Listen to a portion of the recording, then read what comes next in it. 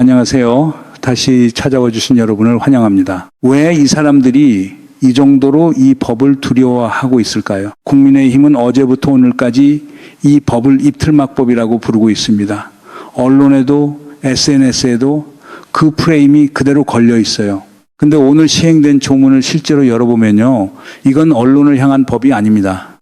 두 가지 질문 던져보겠습니다. 이 법이 진짜 겨냥하고 있는 게 뭘까요? 그리고 왜 하필 이 시점에 왜 이 정도의 총공세가 이렇게 정확히 조율돼서 나오고 있는 걸까요? 표면에서는 입틀막이냐 아니냐 다투고 있지만 그 아래를 들여다보면 완전히 다른 그림이 나옵니다. 오늘 이 영상에서는 세 층을 파고들 겁니다. 표면, 동기, 그리고 이 법이 실제로 흔들고 있는 판이 뭔지. 그 판이 뭐냐면요. 지난 몇 년 우리가 가짜뉴스 산업이라고 부르던 것 있잖아요. 부정선거 음모론, 5.18 왜곡, 연예인 극단적 선택까지 몰고 갔던 그 유튜브 생태계. 그게 오늘부로 처음으로 돈줄 자체가 흔들리기 시작한 겁니다. 입틀막법이라는 이름부터 짚어봅시다. 이 명명 국민의힘에서 나왔어요. 최형두 의원이 지난달 강연에서 온라인 입틀막법이라는 표현을 쓰기 시작했고요. 김재섭 의원은 커뮤니티 검열법이라는 대체법안을 아예 발의했습니다. 반면 법률 원명은 그냥 정보통신망 이용 촉진 및 정보보호 등에 관한 법률 일부 개정 법률이에요. 언론과 시민단체는 허위조작정보 근절법이라고 부릅니다. 이름이 곧 정치잖아요. 입틀막이라는 단어가 붙는 순간 조문 열어보기도 전에 감각적으로 반대편에 서게 되는 거예요. 딱 프레임 함정입니다. 오늘 우리가 볼 세 층은 이겁니다. 첫째, 이 법이 오늘 시행된 실제 내용이 뭔지 여기서 이미 입틀막 프레임이 반쯤 무너집니다. 둘째, 왜 이렇게까지 결사 반대하는 세력이 형성됐는지 여기서 진짜 이해관계자가 드러납니다. 셋째, 이 법이 흔들고 있는 판이 뭔지 여기서 반도체 클러스터, 지방선거, 심지어 지금 진행 중인 민주당 전당대회까지 다 연결됩니다. 먼저 오늘 시행된 이 법의 실제 조문부터 뜯어보겠습니다. 법률 제2일 3055 2026년 1월 6일 공포됐고 6개월 유예를 거쳐 오늘 7월 7일 시행해요. 그리고 오늘 아침 한성숙 국무총리 주재로 시행령까지 국무회의에서 의결됐습니다. 핵심은 이겁니다. 징벌적 손해배상, 허위조작 정보를 고의로 유통해서 손해를 가한 경우 손해액의 최대 5배까지 배상 책임을 물릴 수 있어요. 법원에서 2번 이상 확정된 허위조작 정보를 유통하면 최대 10억 원 과징금. 여기까지만 들으면 어마어마해 보이죠. 근데 여기서 정확히 봐야 될 게 뭐냐면 세 가지 요건이 동시에 충족돼야만 이 조항이 적용된다는 겁니다. 첫째, 고의성. 그 정보가 허위나 조작 정보라는 걸 알았어야 해요. 둘째, 목적성. 손해를 가할 의도 또는 부당한 이익을 얻을 목적이 있어야 합니다. 셋째, 반복성.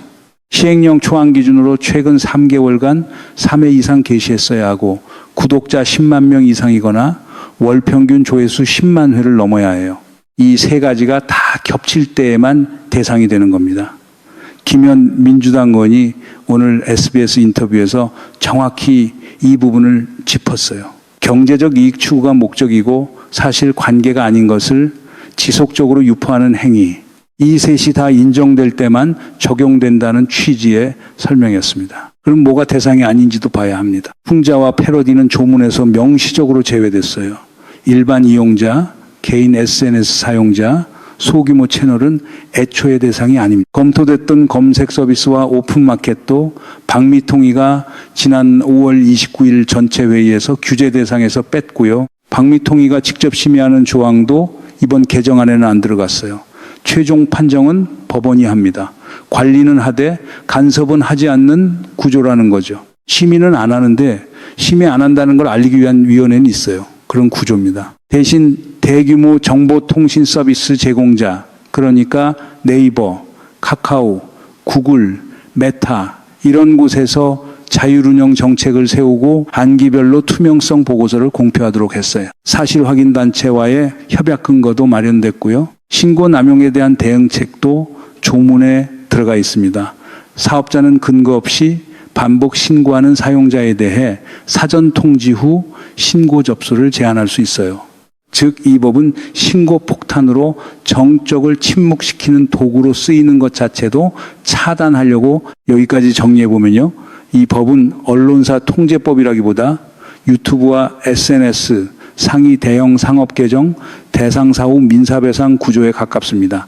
조문 자체는요. 그런데 반대 진영은 다른 걸 봅니다. 미국 국무부는 지난해 12월 31일 대변인 명예성명으로 심각한 우려를 표명했다고 알려졌습니다. 세라 로저스 국무부 공공외교차관은 X의 규제 당국에 검열 권한 부여 우려가 있다는 취지의 글을 올렸고요. 국민동의청원은 지난달 24일 시점에 13만 명을 넘어섰습니다. 국민의힘 쪽에서는 최형두 의원이 온라인 입틀막법, 김재섭 의원이 커뮤니티 검열법이라는 표현을 쓰고요. 무소속 한동훈 의원은 헌법의 사전검 열금 지원칙에 위배된다는 취지의 지적을 SNS에서 냈습니다. 여기까지 들으면 애매합니다.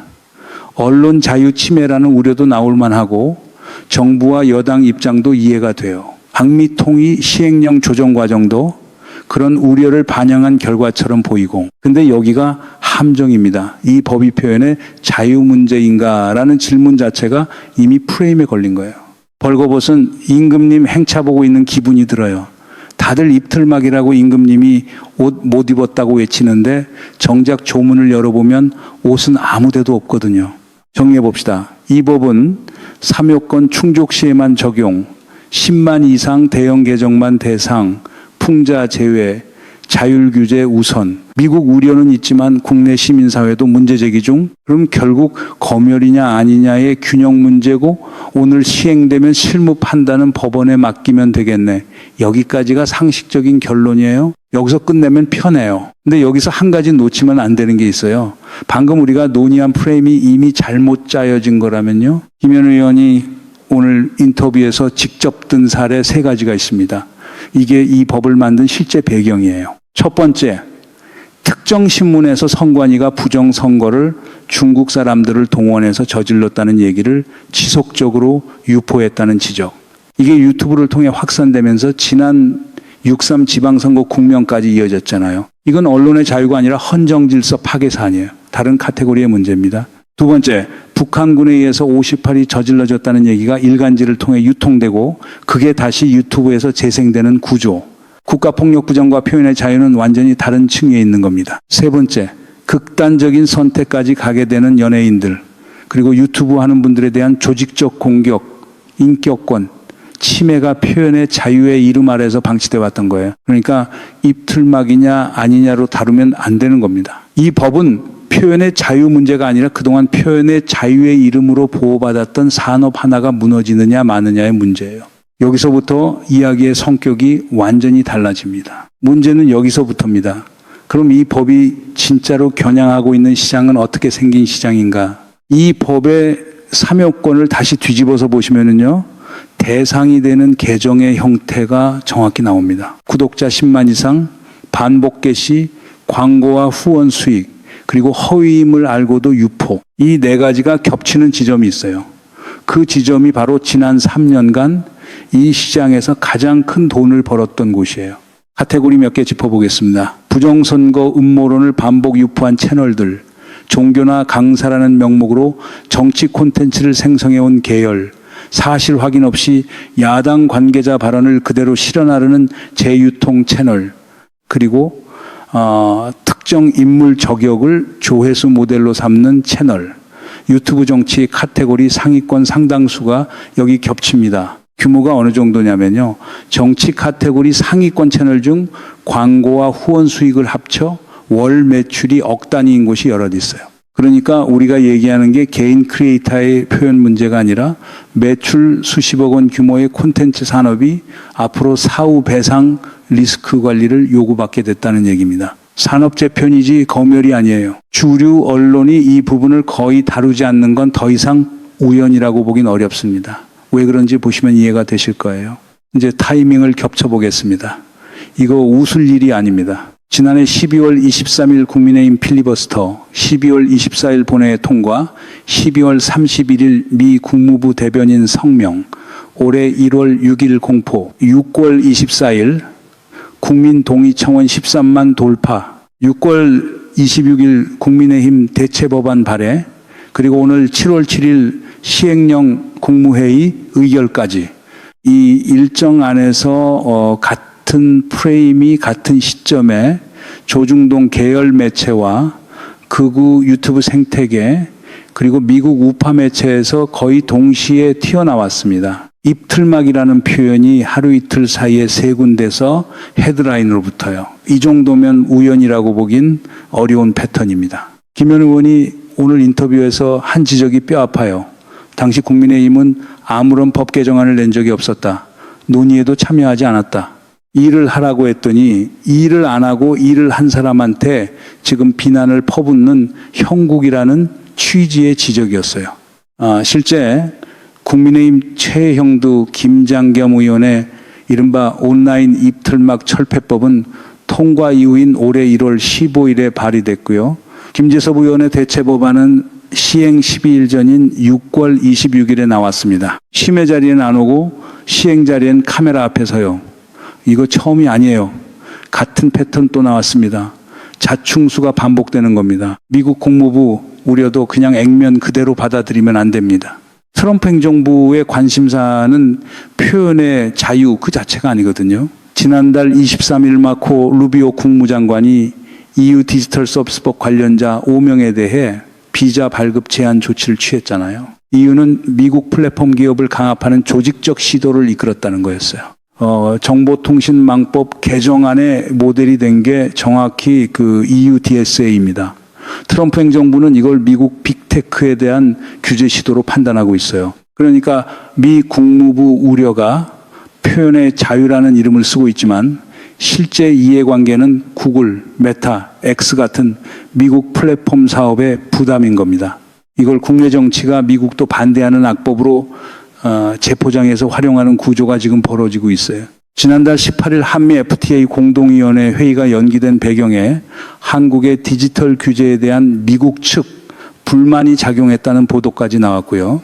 지상파 보도만 보고 있으면 이 구도는 절대 안 보여요. 대형 유튜브 채널 입장에서 실제로 뭐가 걸리냐면요. 손해액의 5배 배상 리스크가 채널 존폐로 이어질 수 있다는 것, 플랫폼 자율 규제 강화로 광고 붙는 조건이 바뀔 수 있다는 것, 그리고 반기별 투명성 보고서에 신고와 조치 내역이 공표되면서 신뢰도가 훼손될 수 있다는 것, 이 세 가지가 겹칩니다. 시장이 흔들리는 진짜 이유가 여기 있는 겁니다. 이 구조가 어떻게 작동하는지 지금 이 시점에 딱 하나의 사례로 보여드릴게요. 한번 보세요. 지금 민주당 전당대회에서 벌어지고 있는 이른바 감기약 논쟁이 정확히 이 구조입니다. 김민석 전 국무총리가 지난 6일 광주에서 당대표 출마를 선언했어요. 그 다음 날부터 정청래 전 대표 측 최민희 의원, 이성윤 최고위원이 김 전 총리를 향해 12.3 계엄 해제 표결 불참을 문제 삼기 시작했습니다. 원출처가 어딘지 보세요. 무소속 한동훈 의원이 지난 6월 24일 페이스북에 이 프레임을 먼저 던졌어요. 김민석 총리 후임자 청문회 직전이었죠. 계엄 당일 감기약 먹고 잤다는 해명이 사실이 아닌 것으로 보인다는 취지의 게시글이었습니다. 며칠 뒤 민주당 전당대회 국면이 열리자 정확히 그 프레임이 이번엔 친청계 라인에서 그대로 나옵니다. 김현 의원이 오늘 인터뷰에서 깜짝 놀랐다고 표현한 부분이 정확히 이 지점이에요. 국민의힘 의원이 주장했던 걸 이번엔 민주당 이성윤 최고위원이 김민석 전 총리 향해서 해명하라고 얘기하고 있다는 거에 대한 지적이었죠. 정확한 시퀀스는 이렇습니다. 그리고 유튜브에서 시작된 프레임이 조중동 계열 헤드라인으로 올라오고 국민의힘 공식 논평으로 정리되고 그다음 민주당 내부 파벌 대리전에서 재활용됩니다. 이 4단계 파이프라인이 우리가 지금 매일 보는 정보 생태계의 기본 구조예요. 이걸 왜 알아야 하냐면요. 이 파이프라인이 김민석 케이스에서만 작동하는 게 아니거든요. 지난해 계엄 사태 이후부터 지금까지 대장동, 사법 리스크, 김건희 특검 프레임에서도 정확히 같은 4단계가 반복됐습니다. 김민석 전 총리가 최근 이 공세에 대장동 때를 보는 것 같다는 취지의 반박을 낸 게 정확히 이 구조를 짚은 거예요. 매번 같은 파이프라인, 같은 시퀀스. 같은 헤드라인 리듬입니다. 정보통신망법은 이 파이프라인의 첫 단계, 그러니까 극우 유튜브 단계에 처음으로 배상 리스크를 도입하는 법입니다. 여기가 진짜 인사이트예요. 잘 들어보세요. 이 법을 가장 크게 반대하는 사람들이 정확히 이 법이 겨냥하는 사람들입니다. 반대의 크기가 이 법이 정확한 지점을 짚었다는 증거예요. 양치기, 소년 얘기, 핵심은 늑대가 진짜 왔는지 아닌지가 아니에요. 외친 사람이 누구냐의 문제거든요. 같은 사람이 같은 자리에서 같은 말을 반복했을 때 마을 사람들은 더 이상 안 나옵니다. 지금 우리가 보고 있는 게 정확히 그 장면이에요. 그러니까 이 법의 문제가 아니라 이 법에 반대하는 방식의 문제가 실제 정치적 신호입니다. 무엇에, 얼마나, 어떤 채널로, 어떤 타이밍에 반대하는가, 이걸 다 겹쳐놓으면 그림이 하나로 정리돼요. 이 그림이 왜 오늘 이 시점에 특히 예민한지 지금부터가 진짜 이야기예요. 예, 김현 의원이 오늘 인터뷰에서 지난 1년 평가와 관련해서 한 말이 있어요. 이재명 정부가 6.3 지방선거를 임하면서 기대했던 수준이 있었고 그 기대에 미치지 못해서 국민들로부터 경고를 받은 거라는 대통령의 자성평가가 있었다는 지적이었습니다. 실제 결과를 보면요. 16개 광역단체장 12곳 승리, 그런데 서울시장 패배, 국회의원 재보선 14곳 중 민주당 9석, 국민의힘 4석, 무소속 1석, 이길 수 있다고 봤던 지역 4곳을 내줬어요. 무소속 한동훈 후보가 부산 북구갑에서 당선됐고 조국 혁신당 조국 후보는 평택을에서 3위로 낙선했습니다. 승리는 승리인데 웃을 수 없는 승리라는 표현이 나온 이유가 있어요. 6.3 직전 유튜브 트래픽이 급상승한 카테고리를 보면 부정선거 프레임 채널들이 상위에 있었습니다. 지방선거 결과 자체가 12.3 이후 만들어진 정보 환경의 결과물이었던 거예요. 그리고 지금 이 시점 정확히 겹치는 사안이 하나 더 있습니다. 3대 메가 프로젝트예요. 지난 6월 29일 청와대에서 이재명 대통령이 이재용 삼성전자 회장, 최태원 SK그룹 회장과 함께 발표한 초대형 투자계획 총 755조 원 규모입니다. 이 중 광주 반도체 클러스터에만 삼성과 SK가 각각 400조 원씩 총 800조 원이 투입돼요. 펩 사기 건설이고요. 여기에 대해 국민의힘 쪽에서 어떤 프레임을 걸었는지 보시면 흥미로워요. 왜 서남권이냐? 대기업 팔 비틀기라는 지적이 나왔습니다. 이재명 대통령이 주말 동안 SNS에 7건이나 직접 반박글을 올렸다는 자체가 이 프레임 반박이 얼마나 필요한 국면인지를 보여주는 거예요. 그런데 짚어봅시다. 이 프로젝트에 대한 반대 논리와 정보통신망법 반대 논리가 어디에서 나오고 있나요? 같은 채널이에요. 지방선거 결과에 대한 부정선거 프레임, 3대 프로젝트에 대한 지방 흔들기 프레임, 정보통신망법에 대한 입틀막 프레임, 이 셋이 정확히 같은 매체군, 같은 시점, 같은 유튜브 생태계에서 튀어나옵니다. 물론 진보 진영 내부에도 이 법에 대한 우려는 존재합니다. 참여연대나 일부 언론단체가 표현의 자유위축 가능성을 지적한 바 있고요. 이 부분은 정직하게 인정해야 해요. 이 법이 완벽하다고 주장하는 건 아닙니다. 시행령 조정 여지도 남아있고 첫 판례가 어떻게 나오느냐에 따라 재조정될 부분도 분명히 있을 겁니다. 다만 그 진지한 우려와 지금 벌어지고 있는 이 조직적 공세는 완전히 다른 차원의 문제라는 거예요. 하나는 법의 세부 조정을 요구하는 목소리고 다른 하나는 법 자체를 무력화하려는 시도입니다. 여기에 트럼프 압력이 겹칩니다. 관세 협상 압박, 미 국무부의 정보통신망법 우려, 미국 재계의 규제 완화 요구, 김현 의원도 오늘 인터뷰에서 중동 전쟁으로 인한 유가 상승도 크다는 취지로 외부 압력 환경을 언급했잖아요. 그러니까 이 법 하나가 지금 놓여 있는 자리는요.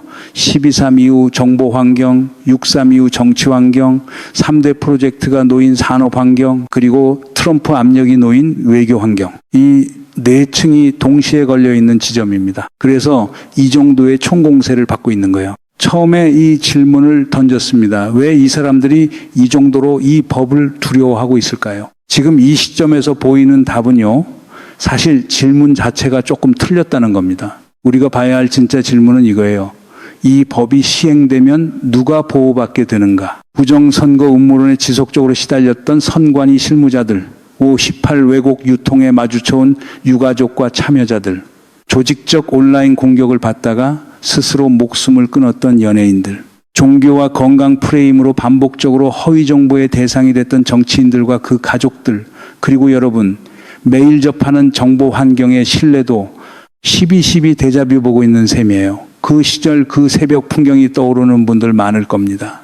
아직 그 청산이 안 끝난 겁니다. 앞으로 3개의 국면이 남아있어요. 8월 17일 민주당 전당대회, 김민석, 정청래, 송영길 3파전이 지금 이른바 파묘전쟁으로 흐르고 있는데 이 프레임 게임이 진짜 만들어지는 곳은 어디인지 계속 지켜봐야 합니다. 3대 메가 프로젝트 착공, 이 법이 관련 허위 정보를 실제로 얼마나 걸러낼 수 있느냐가 시험대에 오를 겁니다. 그리고 첫 소송 판례, 이게 표현의 자유균형점을 결정할 거예요. 이 판이 어디로 가는지 같이 추적하고 싶으신 분들은 구독 눌러주십시오. 다음 국면 놓치지 않으시려면 알림 설정도 같이 부탁드립니다. 이 법이 진짜 시험 받는 건 오늘이 아니라 첫 판결이 나오는 그날부터일 겁니다.